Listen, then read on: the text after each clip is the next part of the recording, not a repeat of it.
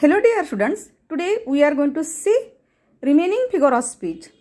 Yesterday we had seen that first 5 figure of speech. Let us see some remaining figure of speech.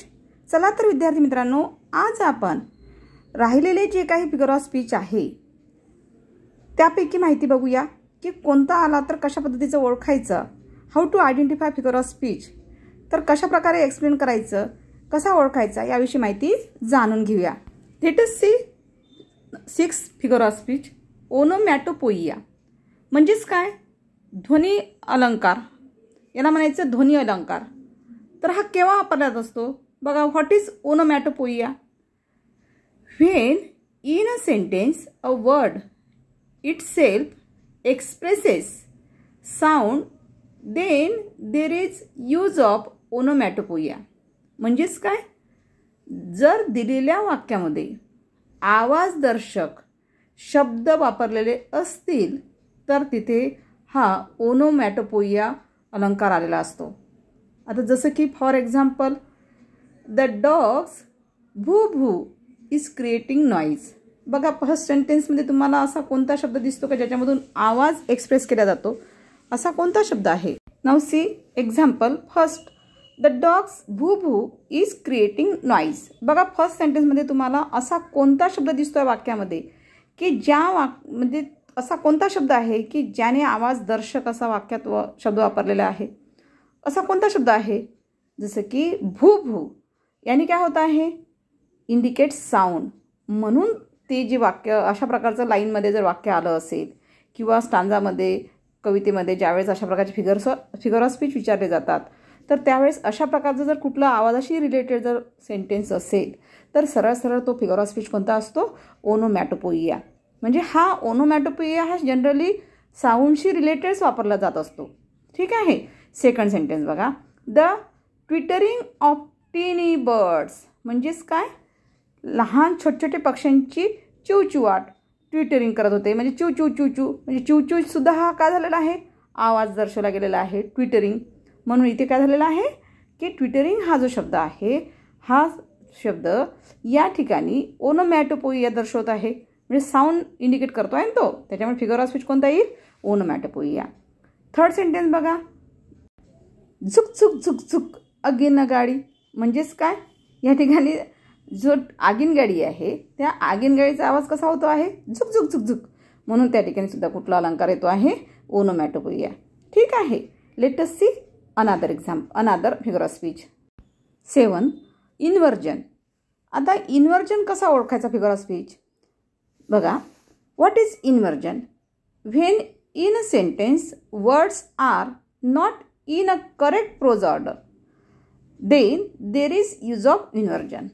आता इथे काय दिलेलं आहे की the words are not in a correct prose order. म्हणजे जे वाक्य आलेलं असते ते वाक्य हे सरळ सरळ subject plus verb plus object या फॉर्ममध्ये जर नसेल तर अशा वेळेस ते दिलेली जी ओळ आहे किंवा ते वाक्य आहे ते इन्व्हर्जनमध्ये असं लक्षात घ्यायचं. ठीक आहे. बघा, जर दिलेल्या वाक्यात कर्ता, क्रियापद, कर्म अशी रचना न देता ती यमक जुळण्यासाठी किंवा अन्य कारणासाठी वेगळी दिलेली असते तेव्हा तिथे इन्व्हर्जन हा अलंकार असतो. फॉर एक्झाम्पल, फर्स्ट सेंटेन्स बघा, बट डोंट यू क्विट. बघा, पहिल्या वाक्यामध्ये बट हा सब्जेक्ट आहे का? नाही आहे. म्हणजेच काय झालेलं आहे? सब्जेक्टच्या ठिकाणी सब्जेक्ट आलेला नाही आहे. यू डोंट क्विट असं घ्यायला पाहिजे होतं.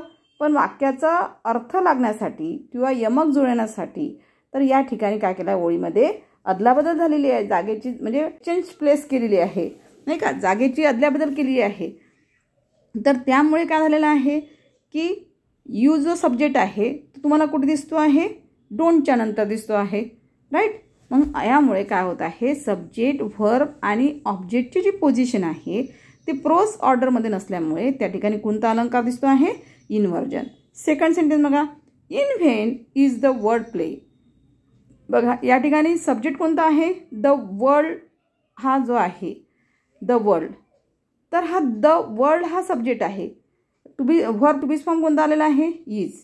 पण या ठिकाणी तशा पद्धतीची रचना दिसते आहे का? नाही. इथे सुद्धा उलट रचना झालेली आहे. तिसऱ्या वाक्यामध्ये हम आपके है कौन, हे सुद्धा कसं दिलेलं आहे? या ठिकाणी सुद्धा वाक्याची जी रचना आहे तर ती सब्जेक्ट प्लस व्हर्ब प्लस ऑब्जेक्टमध्ये नसल्यामुळे या ठिकाणी सरळ ओळखायचं की दिलेल्या वाक्यामध्ये हा जो फिगर ऑफ स्पीच आलेला आहे तो म्हणजे कोणता आहे? Inversion. Now let us see some another in figure of speech. 8. Hyperbole. Hyperbole म्हणजेच काय? अतिशयोक्ती अलंकार म्हणतात त्याला. हायपरबोल अतिशयोक्ती अलंकार हा कधी वापरला जातो? बघा, when in a sentence a statement is made emphatic by overstatement or exaggeration then there is use of hyperbole. मी तुम्हाला आत्ताच सांगितलं हायपरबोल या शब्दामध्येच तो फिगर ऑफ स्पीच दडलेला आहे. म्हणजेच काय? एखादी गोष्ट अतिशयोक्ती करून दाखवणे किंवा सांगणे, त्या ओळीवरून जर लक्षात येत असेल तर अशा वेळेस कोणता अलंकार असतो? हायपरबोल.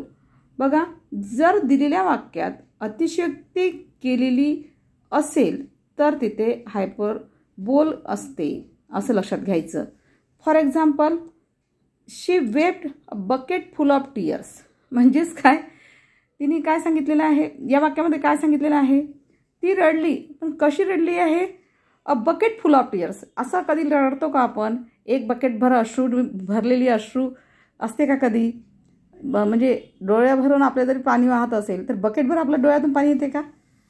तर हे बोलण्याची भाषा आहे, पद्धत आहे, एक्झॅगरेशन आहे, अतिशयोक्ती करून बोलतानाच म्हणजे एखादी गोष्ट खूप एक्सप्रेस करणे अतिशय जास्त, तर अशा वेळेस हा अलंकार वापरला जात असतो. त्याला म्हणायचं हायपरबोल.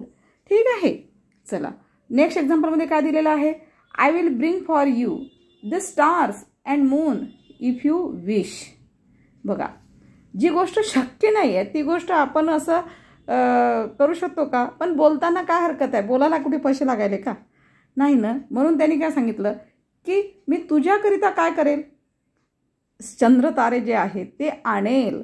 आता चंद्रतारे आणता येईल का?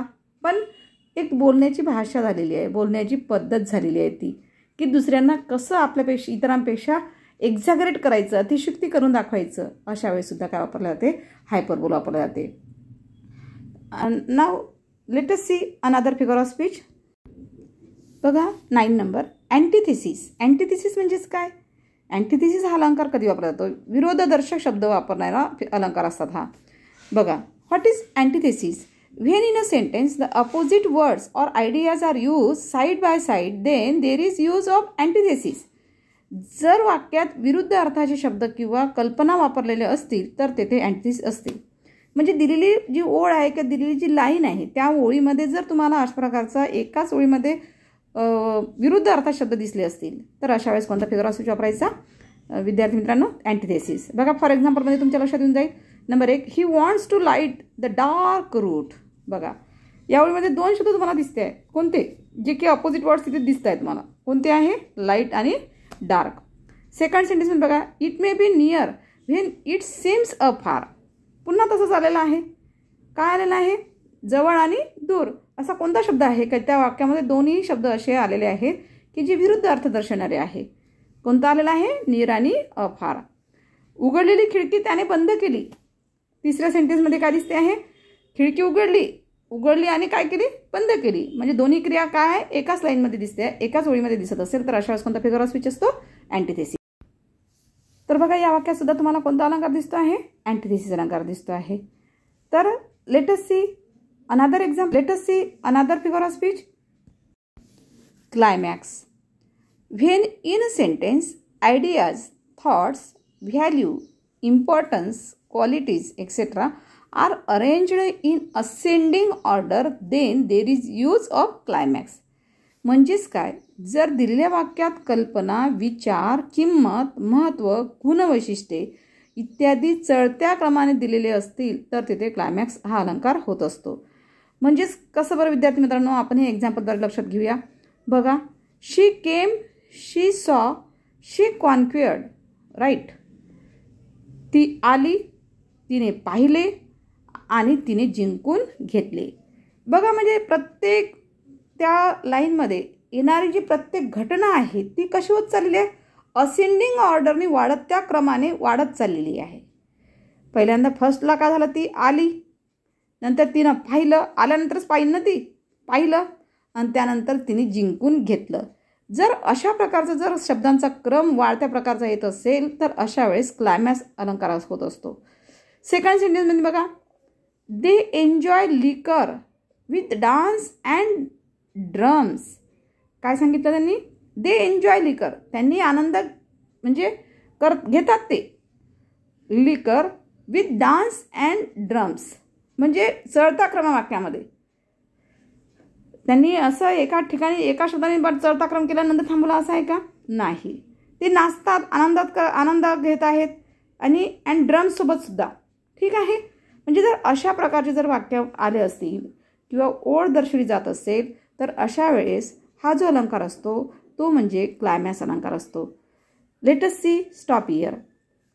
In the next video, we will see the remaining part of figure of speech. Thank you.